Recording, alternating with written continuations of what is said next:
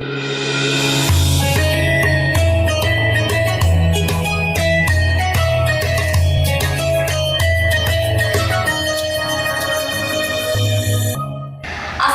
warahmatullahi wabarakatuh Sobat Mandala. Alhamdulillah nih kita udah bersama lagi dengan Pak Ujang dan juga Bu Ulfi di episode yang baru. Nah kemarin itu kita bahas tentang mental health kan ya. Nah mungkin sekarang kita akan bahas topik lebih seru lagi nih tentang pengendalian puasa lewat anak. Jadi gimana cara kita mengontrol anak, emosi anak kayak gitu.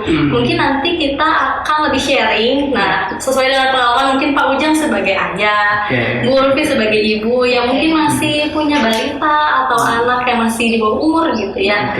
Jadi di sini aku pengen tanya nih, gimana sih sebenarnya cara pengendalian kepada anak lewat puasa? Mungkin kita pengen tahu dulu nih dari Bu Ulfi, kayak gimana nih Bu Ulfi?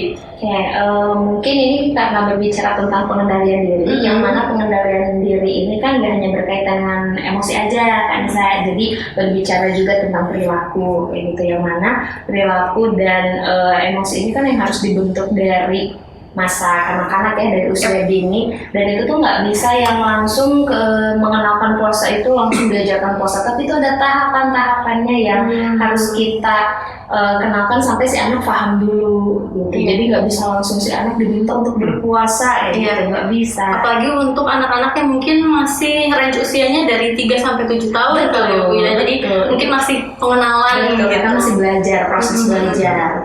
Nah, ini dari Bu Ulfi. Kalau misalnya dari Pak Ujang nih, dari sisi Pak Ujang sebagai ayah nih. Kalau bagi saya yang penting buat anak-anak yang belum masuk usia balik, yang penting itu adalah menciptakan nuansa religiusnya di dalam. Jangan sampai anak-anak kita itu nggak tahu ini teh kok pada gitu makan, kok nggak pada minum, kok nggak pada makan, nggak pada minum, ini pada ngapain sih gitu.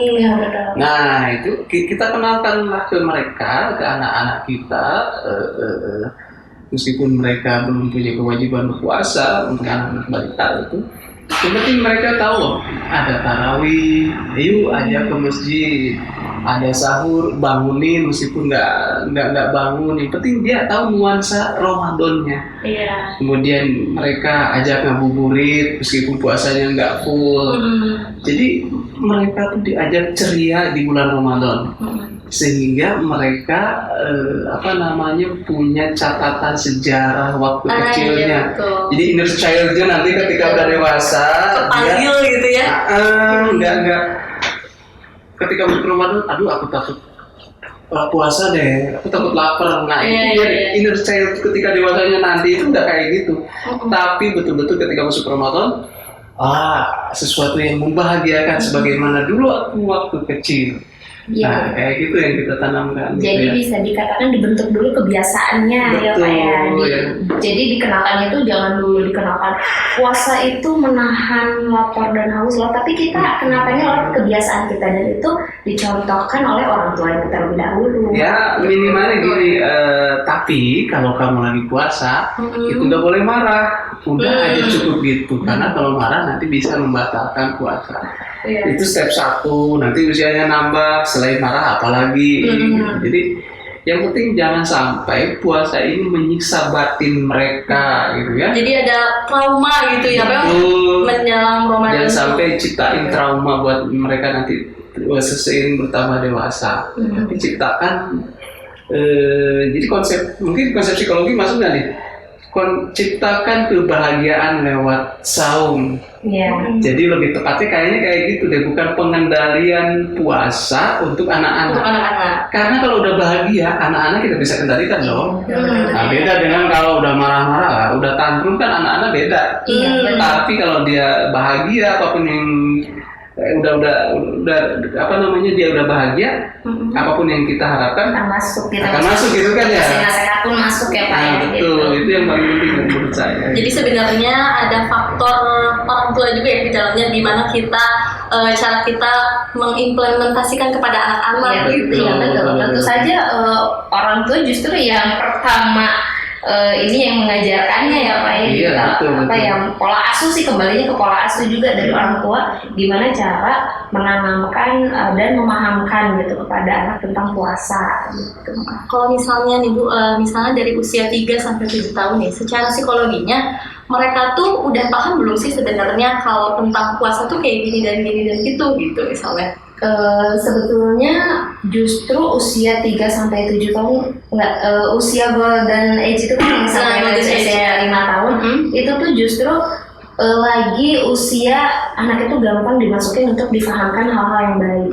Jadi ketika misalkan kita mau mengenalkan puasa, nggak bisa yang langsung diajarkan puasa, kita kenalkan tadi diciptakan kebiasaan yang baik-baiknya terlebih dahulu, baru nanti setelah menginjak usia, itu mungkin di usia 3 tahun, kalau kita berbicara contoh dari anak saya, jadi kalau di anak saya itu tuh sebetulnya dari usia 1 dan 2 tahun itu sudah dikenalkan kayak kalau di sahur diajak nih ke nggak ke rumah makan, jadi dia tuh posisi masih tidur, nggak perlu dibangunkan tapi diikutkan tidur di sofa di ruang keluarga kayak gitu. Jadi biar paham, oh ada jam-jam segini nih, ada kebiasaan orang tuanya itu sahur gitu.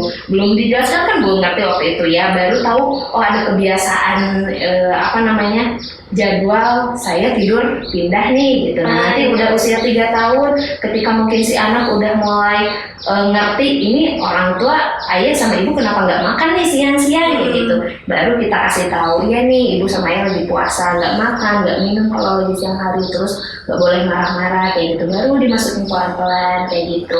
Nah nanti masuk usia usia sekolah mungkin ya baru dikenalkan kayak belajar puasa dari misalkan dari sahur sampai jam 8 sampai jam 10, jadi nggak boleh dipaksain intinya kayak gitu. Makanya yang paling penting juga sih sebetulnya program Ramadan. Nah, jadi jangan udah masuk Ramadan baru bikin program. Makanya jauh-jauh hari di Sya'ban awal tuh udah kita mulai kenalin nih YouTube yang kita buka nih, udah mulai lagu-lagu puasa. Apa arti puasa? Gitu. Lagu si Tasya ya kalau nggak salah. Nah itu udah dikenalin tuh anak-anak. Oh ada puasa. Lalu kita bikin semacam nanti kalau puasa kita bikin program, nggak apa-apa anak-anak diajak dialog meskipun nggak tahu definisi programnya. Dia anak-anak ini nanti kalau bangun jam berapa, biasanya kan kita bangun misalnya jam 5, nanti mah harus jam 3:30 karena harus makan sahur, karena kalau nanti keburu adzan subuh nanti nggak bisa makan lagi. Kayak gitu. Nanti kita tanya kamu kira-kira siap nahan lapar jam berapa? Jam 10. Oke. Kalau enggak gimana konsekuensinya? Jadi anak-anak juga diajarin konsekuensi. Nah dengan komitmen dari awal jauh-jauh sebelum Ramadan, pas begitu Ramadan nggak kaget kan? Karena kita udah komitmen. Bila perlu nanti kamu kasih bonus sama ayah kalau kamu udah tamat 1 bulan kan. Dan pengalaman saya usia 7 tahun udah bisa. Kelas 1 SD udah bisa sahur full. Bahkan anak saya yang pertama usia 6 tahun udah bisa full. Gitu. Dan kita harus tega sebagai orang tua karena kan dia capek kelihatannya pulang sekolah lapar gitu kan, udah lemes ya Pak ya, udah lemes secara batinnya capek gitu ya, nggak tega gitu kan lihat anak kayak gitu. Tapi kita harus yakin bahwa nggak mungkin Allah ciptakan Ramadan, nggak mungkin Allah ciptakan sahur kalau tidak ada manfaatnya, termasuk buat anak-anak kita. Percayalah Ramadan nggak akan bisa membuat orang mati. Nggak ada ceritanya puasa kan orang mati, nggak ada kan. Misalkan tiba-tiba viral karena sahur Ramadan, dia nggak buka sampai maghrib, tiba-tiba meninggal dunia, nggak ada gitu. Itu juga berlaku buat anak-anak gitu. Apalagi anak-anak kan secara biologis mungkin dia masih kuat gitu ya secara fisiknya. Dan dibanding orang tua justru anak-anak justru lebih kuat. Gitu pandangan saya.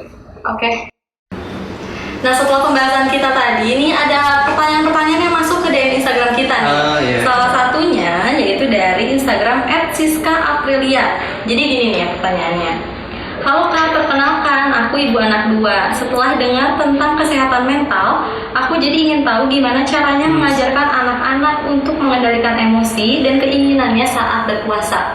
Mungkin bisa dibahas nih dari Pak Ujang sebagai ayah, juga Bu Ulfi sebagai ibu, gimana nih caranya mengendalikan anak-anak, emosi anak-anak saat berpuasa. Mungkin dari saya dulu Boleh, aja boleh. ya. Oke, kalau misalkan untuk anak, apalagi untuk usia balita gitu ya, karena itu tadi untuk balita itu kan nggak bisa dipaksakan, untuk puasa itu kan baru diperkenalkan. Nah, mungkin kalau misalkan untuk usia balita itu dikhususkan dia melihat contohnya dulu dari orang tuanya, mungkin gitu, kayak misalkan kebiasaan orang tuanya nih puasa itu seperti apa, ngapain. Kalau misalkan contohnya mungkin dari saya sendiri gitu, kayak mengenalkan ke anak, saya bilang aja kalau misalkan ibu sama ayah itu sekarang lagi puasa, dan kalau di puasa itu nggak boleh begini, jadi dikasih tahu, dipahamkan dulu nggak boleh marah-marah. Jadi kalau misalkan nanti ibu marah-marah, kasih tahu ya sama AA kayak gitu, kayak ibu lagi puasa kayak gitu. Jadi di situ juga anak melihat mungkin karena memang anak saya juga ngelihat kalau misalkan saya udah mulai, bu nggak boleh marah-marah kayak gitu, Jadi bu nggak boleh sendiri marah-marah ya, kayak Bu. gitu. Jadi si anak juga mulai, bu kok marah-marah gitu. Terus yang lucunya itu anak saya juga kan termasuk yang ada di lingkungan itu banyak anak-anak juga nih Pak. Untuk mengenalkan puasa salah satunya kan dibentuk dulu kebiasaannya gitu. Nah terus ada situasi di mana di lingkungan rumah itu kayak anak-anak kecil tuh kayak teriak-teriak sahur. Nah terus si anak saya ini dia ngikutin kan, terus dia bertanya karena memang kan usia 3 tahun itu udah yang mulai banyak udah mulai banyak bertanya gitu ya Pak ya, udah mulai pengen tahu gitu, kayak mau sahur gitu, emang tahu sahur apa gitu, sahur apa kayak gitu. Nah di situ kan bisa diperkenalkan kayak gitu ke anak, sahur itu apa. Nah kembali lagi ke kebiasaan yang dibentuk sebelum-sebelumnya gitu. Kalau saya itu membentuk mengenalkan puasa dari usia 1-2 tahun itu kan memang udah dibawa nih ke ruang keluarga, biar dia tahu ada kebiasaan jam-jam sahur itu, orang tuanya lagi ngapain kayak gitu sih mungkin. Ya, Nah, jadi mungkin memang berbicara tentang pengendalian diri emosi anak, itu sebetulnya sedang menguji diri kita juga, mengendalikan diri emosi kita juga. Nah, kayak gini, misalnya anak protes nih, marah nih, anak marah. Kalau kita ikutan marah, itu sama dengan memperkuat kemarahan si anak. Bukan justru jadi validasi mungkin ya Pak ya. betul, mama juga marah, berarti aku juga boleh marah loh kan begitu. Nah jadi balik lagi ke konsep misalnya dalam konteks puasa, jadi kita juga seperti Bu kita disampaikan, kalau kita menuntut bahwa sahur itu jangan sampai marah, kita harus mengendalikan diri juga ketika ngeselin apapun anak. Jadi kita nggak perlu ngomong kamu jangan marah, dengan si anak ngeyel tapi kita nggak marah, itu udah jadi pelajaran yang luar biasa, yang bisa ditangkap dibanding omongan-omongan kan gitu. Makanya bahkan anak kayak gini, ketika saya marah, bapak yang ngajarin apa? La taghdab wa la tajannah. Jangan marah-marah jika kau ingin dapat surga. Tapi bapaknya sendiri kok marah? Oh iya, mohon maaf Bapak, maafkan Bapak. Jadi artinya anak usia 6 tahun, 7 tahun itu udah kritis banget. Makanya pantas disebut golden age. Gitu kan. Jadi ya kuncinya ada di diri kita juga. Kita tuntut anak untuk tidak emosional negatif, tapi kita juga harus lebih dari itu. Jangan sampai kita justru yang memvalidasi keburukan si anak. Karena sebetulnya memang buah jatuh tidak jauh dari pohonnya. Jadi iya, karena pepatah kayak gitu. Jadi gimana pun orang tua pasti yang memulai, pasti anak-anak pasti mencontoh dari orang tuanya sendiri. Kalau anaknya. Oke, mungkin di sini kita ada pertanyaan lain nih ternyata. Dari Sobat Mandala juga masih tentang pemahaman tentang puasa pada anak. Di sini lebih ke metode yang paling cocok untuk orang tua dalam mengendalikan emosi pada anak saat berpuasa. Jadi metode apa aja sih kira-kira? yang dilakuin Bapak Ibu nih untuk anak-anak di rumah? Ya, saya kira sejalan dengan pertanyaan yang pertama ya. Jadi metode yang terbaik adalah Relax gitu ya. bilhal lah kalau bahasa agamanya, dengan contoh kita sendiri. Ketika kita ngajarin anak untuk bahwa puasa itu terus mengendalikan diri, termasuk marah, berbohong, berdusta, berkata kasar, ya kita dong jangan duluan yang justru melanggarnya gitu. Mau nggak mau anak-anak itu terus uji kita. Anak itu terus uji kita, memancing kemarahan kita, memancing emosi kita. Karena itu fitrah anak, nggak bisa kita men-set anak untuk lu diam aja. Lu pokoknya nurut kemauan ayah, ibu, nggak bisa. Gitu. Kalau nggak gitu bukan anak deh namanya, tapi orang dewasa. Jadi lebih ya kita kasih contoh aja. Kita kasih contoh sehingga justru yang bagusnya anak yang bertanya ya, kenapa sih ayah biasanya marah-marah sekarang enggak? Jawabannya anaso ingin saya lebih puasa. Oh iya ini indah banget ya puasa kan gitu ya. Karena memang nggak ada metode yang paling tepat selain memberikan contoh gitu, apalagi untuk anak-anak gitu. Karena mau nggak mau anaknya ya akan meniru orang tuanya.